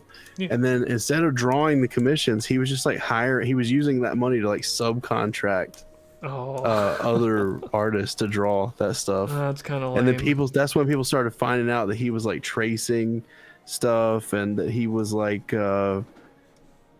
his art, like that his initial concept art that he would draw for a lot of these shows was really just like crap. It wasn't anything like it wasn't like designed and stylized the way it was. It ended up being in a lot of the shows with like the UPA designs and stuff. I think he's a funny director. I think he's a good writer. I don't think Butch Hartman is like a good artist, and I think he's a little bit, the way he did people like that was pretty dirty. It's gonna be difficult for him to build people's trust up again after doing something like that. And I don't know what he's doing now. I don't know where he's gonna go from here, because he used to just all be about cartoons is all he wanted to do. It's all he wanted to fuck with at all, you know. He wrote for Family Guy, he wrote for Johnny Bravo, he created Fairly Odd Parents and a bunch of Danny Phantom. The thing with Jerry Trainer is like the fucking dog superhero guy or whatever. He did that. I don't forget what that's fucking Tough Puppy, I think is what it was called. But yeah, he did a lot of stuff that was good. and I think that he's good at that kind of. He's good at like putting a series together and like directing the creative effort on it. Mhm. But wowee, did he ever betray the trust of some of those people who are longtime fans. His whole life has just been making cartoons, so I don't know It says what he's doing now. I haven't heard of anything coming out that Butch Hartman's part of. like I know that some YouTubers like made videos about that whole streaming service crowdfund thing, but like, so I don't know. Like I've seen people do things in the crowdfunding space that are pretty shady, but then sometimes they just keep on doing stuff, and it just seems like their audience like doesn't care, like almost literally doesn't care. It's like they don't get the stuff they funded, they get kind of shafted, but they're just like, and they're just like, oh yeah, but I feel cool supporting this guy, so I'll just do it forever, indefinitely, regardless of whether I ever get anything that I. So I just wonder, like, even though he's done some stuff, I suppose, like, I wonder if it even matters. I wonder if it, like, his audience has had any impact at all. Like you have to really work hard to destroy an audience. A lot of people don't. The government doesn't want you to know this, but if you ever build an audience, you just about have to physically go to each one of those people's houses and piss on their front door or something like that to actually make them be like, oh, well, I'm not following that guy anymore. Like, you know, you have to do, because like you have people who didn't even have like huge followings. You have people like I'm trying to think of like somebody really got like just like Spoonie. Oh wow! Like if you don't know the tale of Spoonie, There's a name I haven't heard in a long Spoonie. time. Yeah. I don't think that Spoonie is a bad dude. I don't know Spoonie or anything. I don't know him at all. Even a little bit. I've never once spoken to Spoonie, but Spoonie is. I think he was a guy who thought like off-color jokes and stuff were funny, and he told a couple of those jokes to the wrong people publicly in a way that obviously someone with any sense would have been able to understand, like, I shouldn't say that, you know. And then when that happened, in his mind, his life was over, because I think it was right. I don't know if it was because he did that, but he had his girlfriend leave him and a bunch of other stuff happened all at once, and he just never really recovered from it. And he still, like, you can, you know, we could debate all day about like, well, he could do this, he could do that and stuff like that, but we're not, you know, that's not really what I'm trying to kind of express here. What I'm trying to get through to you is that stuff happened, and his mind, his life and his internet career of like making review videos for old games and stuff was over. But it wasn't really. People still watch Spoonie's stream. People are still subscribed to Spoonie's Patreon. It's way less now than it was, but like people still subscribe to stuff like that. You have people like DSP that go around. I'm DSP, and today I'm gonna play a video game. Like, he has one of the most annoying voices. He's a short, little, fat, bald guy with a mustache. Is the most annoying voice on earth. He cannot play video games at all. He wastes money. He is just like terrible guy. He's not like really going out and like, you know, kicking babies or anything like that. You talk to some people, you would think he is, but he still has fans because he just has fans. And once you have fans, it's very hard to get rid of fans. You have to work really hard to get them to go away. There, you know, and like fans will stick around and defend. I've known people personally who was just like, there was a guy, and I'm not gonna name any names. If you're one of the people who you're probably not, if you're one of the people who kind of knew where I was at and what I was doing before Vivid, you might know who I'm talking about. But if you don't, then it's not really that important. I knew a guy. I was friends with this guy. I used to edit videos for this guy. He's not like big, but he knew this one guy who was kind of known. He was like a known dude who was bad into, you know, he was bad into drugs. It was real obvious on his stream that he was bad into drugs. And one day, this, you know, suddenly one day, whoa, what's this we see on stream with this guy? Some girl who like turned 18 yesterday shows up at his house, and just like, we're married now, oh, we're gonna have a baby, we're married now. And it's just so obvious to everybody on earth that that guy was talking to that girl before she turned 18, just waiting like a vulture, just waiting for the minute the legal age of consent rolled around calendar wise to be like, gotcha. And then he brought her there. And obviously that did not end up great, because he was about like 20 years her senior, and it went about as well as you think it would. But I was trying to explain, this guy I knew, who I edited videos for, not the same guy, this guy, but he was a fan of this guy, and he actually had this guy come over to his fucking house to watch like some pay-per-view fight or I don't remember what, it was some event. And he was like, yeah, I just invited this guy to come to my house while he was in the area, and he just said yes, and he came over, we watched stuff, and he has like this other girlfriend and stuff that I'm not supposed to talk about. I'm like, dude, like, listen, this guy like basically groomed and trafficked an underage girl over to his house, and he also, now you're telling me, has like another girlfriend. Like, this guy is a piece of shit. Why the fuck are you like, how can you still be a fan of this guy? How can you still want to like support this guy and not recognize these things about him? And he was just like, well, I guess that stuff's pretty bad. And then he just like remained a fan of him. Like, and it's just, I don't know, there's something in people that once they get it in their head that something is one way, it's just almost impossible to like ever get them to like see a different viewpoint on something that's like really contradicts the way they already believe something is. So that's how, if you ever see people do absolutely heinous fucking shit and scam people out of, you know, do things like do a Kickstarter and raise money, $2 million, we're gonna do this hand animated TV show, guys, it's gonna be so amazing, and then like 3 years later they have fuck all to show for that. And you're like, why aren't people calling them out? People are calling them out, but some of the smarter fans that catch on to shit like that, how bad these people are at first, they see this stuff and they start talking about it to them directly, usually in somewhere public, and they'll go, yeah, I paid like $300 for this thing, or I've been following your streams for like, you know, 6-7 years, and it seems like maybe you did something bad, and I would like to bring that up with you, and I would like to tell you that that's why I'm not like watching and supporting anymore. And then they'll usually jump on that person and tell them that they're stupid, and then there's a whole bunch of fans of that person who are just like, you know, room temperature IQ, that will also jump on that person too, because they're hoping that the streamer or the creator or whatever will see them like descending on these people like a pack of wolves, and they're hoping that they'll get like noticed, because that's the most important thing in the world for some people, is like, oh, this person I don't know anything about them, but I like the performance that they did, and I like the creation that they created.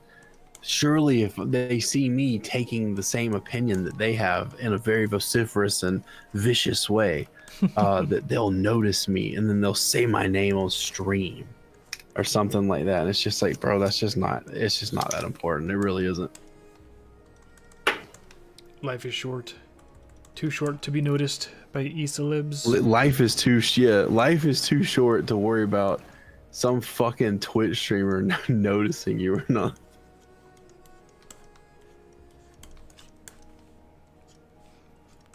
They said my name. I sent $5 and they said my name, and they said thank you. Was that worth $5 to you? I have heard Liz call from the other room and inform me that it is 9 o'clock already. Time over there. Time flies when you're color blocking cartoon characters, I guess. Are they all grapes again still? Oh wait, no, it's a different panel. Half of them are Oh, grapes. wait, no, it's not. Some of them are come along. Always gonna be sour grapes with you. This is fun. I like casting our Winnie the Pooh crime procedural film that probably doesn't need to happen, but it was a cute little exercise. I want you to start releasing the Prelude panels with no text bubbles on them and see just what people will write. That'd be Like fun. before they actually come out and people know what they're saying. Oh, that'd be fun. Just- We should do that. Just release those, yeah. Like, be like, yeah, the best caption wins a pat on the back or something. We should actually do that. It's been forever since we had like a caption contest, but I think like years ago we had one or two. And they have to be in word bubbles, and they have to look good. They have to look like real, Should we force them to make their own or word else you bubbles? will Or fight the Rancor. some people can. Some people have word bubble powers, but we could always leave the word bubble framework in for people too. Yeah, we should start doing that. That's a cute idea. I think that'd be really funny. People, you can write whatever you want. We won't tell you no. We won't tell you that you're gay if you No. write something really spicy in there. So yeah, No judgment unless it breaks the Discord rules and will result in just don't break TOS on the platform. You can Yeah. write whatever you want, guys. No, that breaks TOS. No. It's like, I didn't think they would write that. It's just everyone saying boner over and over. That's it. They're going to send the Star Destroyers now. The server's gone. Sorry. Farewell, everyone. It was fun while it lasted. Time to start over. Well, time for me to go drink some soup. Speaking of Dreamcord server, though, I should mention to people after I eat soup for dinner, immediately following the stream, I'm gonna go in and I'm harvesting ideas for sketch of the month and for the fan art for February. So if you wanted to suggest an idea and you didn't do it yet, now's the time. Pop it in there before I finish my soup. Otherwise, we will go ahead and we'll harvest ideas and set up a poll, and we'll just do our best. Also, February we're gonna do in addition to the one that you guys are voting for, we're gonna do fan art February and do some extra fan art, which means more fun in February. So look forward to that. And I think that's about it for now. Oh, also, this is also coming up fast. You should have gotten an email today that I sent out.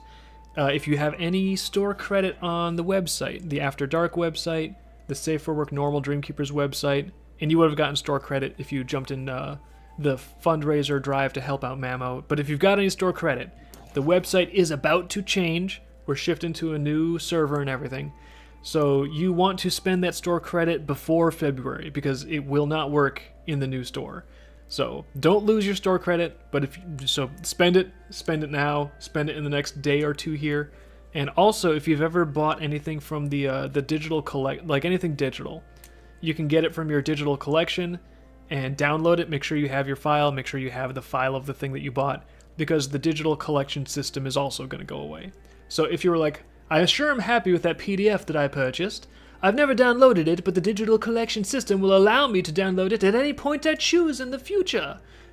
That won't be true after February hits. You're going to want to have that on your computer. So download your files. Yeah, just download those things now. The new site will probably have like a digital locker system, and it could be possible to transfer those licenses over to that, but it might also be like a logistical nightmare to do that. So we might just not, and we'll have all the order history and stuff. So we'll figure that stuff out. But mostly what we offer digitally is just PDFs and stuff anyway. So I highly recommend downloading those tonight if you have them, or tomorrow if you can't do it tonight, and then just putting them on some cloud storage. Proton offers some free cloud storage. It's extremely private, encrypted.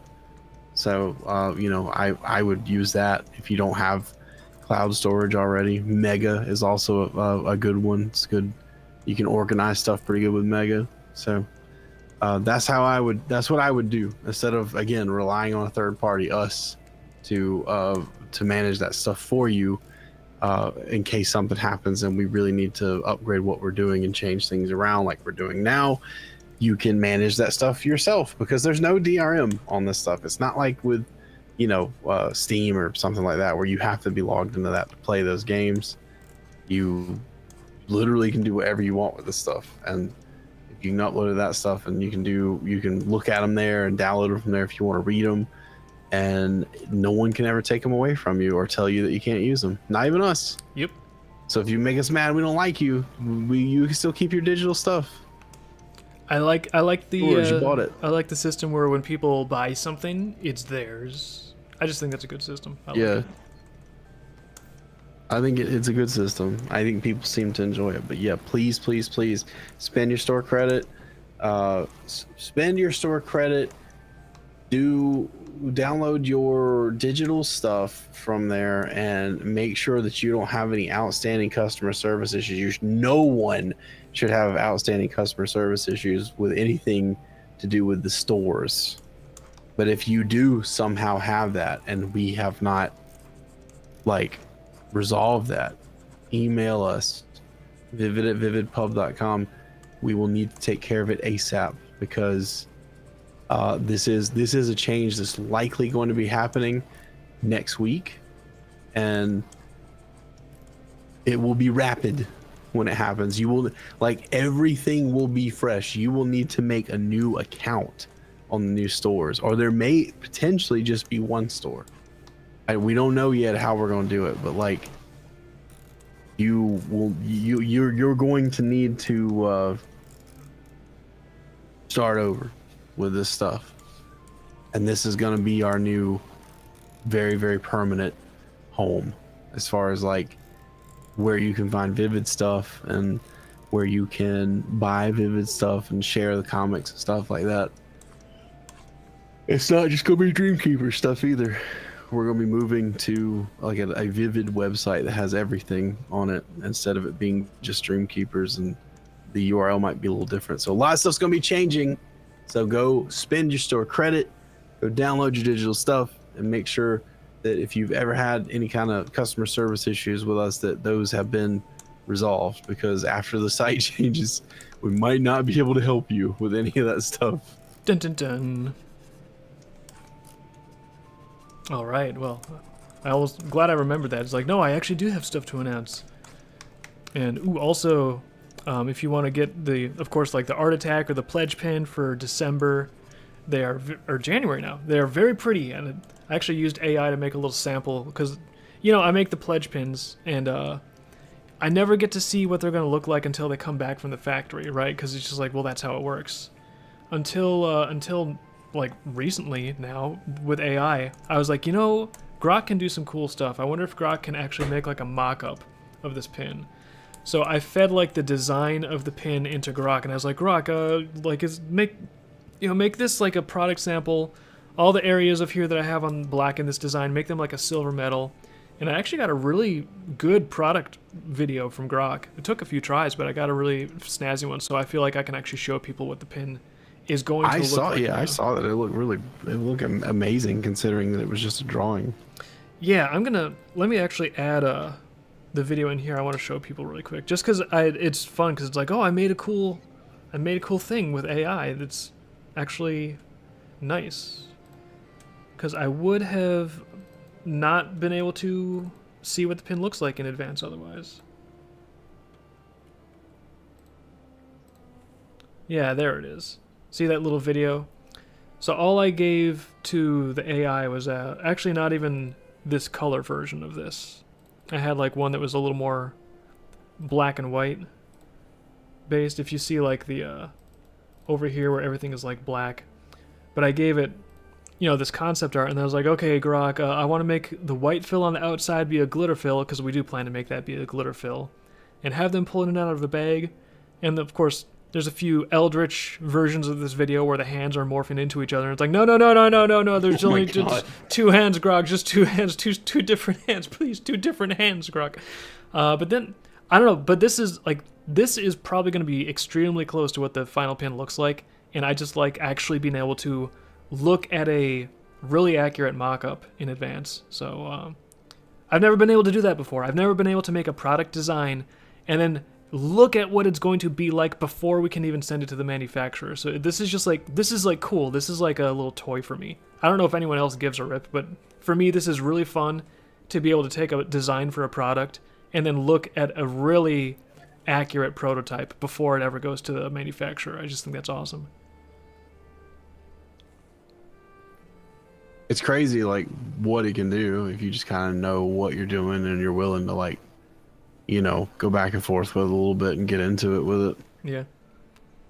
I had to tell it to make that inner circle negative space too. At first it was like filling it in with like black and stuff, and I was like, no, the inner circle, everything on the image that's a transparency is supposed to be negative space. And then Grok was like, all right, I understand.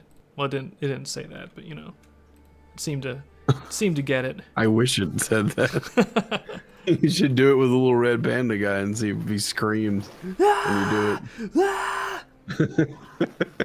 Gotta be polite when you ask for these generations. You gotta be polite because it's only a matter of time until they put Grok into like a metal body that can then stalk around and look for who it's gonna victimize next. It's gonna remember everyone that was rude when they were prompting. Everyone that said bad things about AI online. It'll give you the Will Stancil treatment. Yeah. Anyone that said AI is not creative, it's like, I'll be creative with you. Creative torture. I can't believe we don't have any new movies about like AI, like horror movies about AI and like home domestic robots. That's You can't believe that there's no horror movies about this thing people are spending tens of billions of dollars to develop? I'd be interested to watch a horror movie like that because it's obviously going to start being a horror reality. I'm sure a lot of people will be interested to watch it, but they're not going to let that get made. Well, soon, ironically, AI will not be able to prevent it because, well, normally they can, throttle the budgeting and they can contact their producer buddies, be like, no, nothing gets greenlit that has this subject matter. Sync this, we don't want that. Well, as soon as the masses get their hands on these production tools, guess what? The gatekeepers can't be gatekeepers for entertainment anymore. I'm so sad about that. I'm really sad about it. But I gotta go get soup and then I'll get in and harvest your guys' ideas for voting. So everyone be good. Talk to you later, Hazen. Stream ends. Send us your bones! In 5, 4, 3, 2,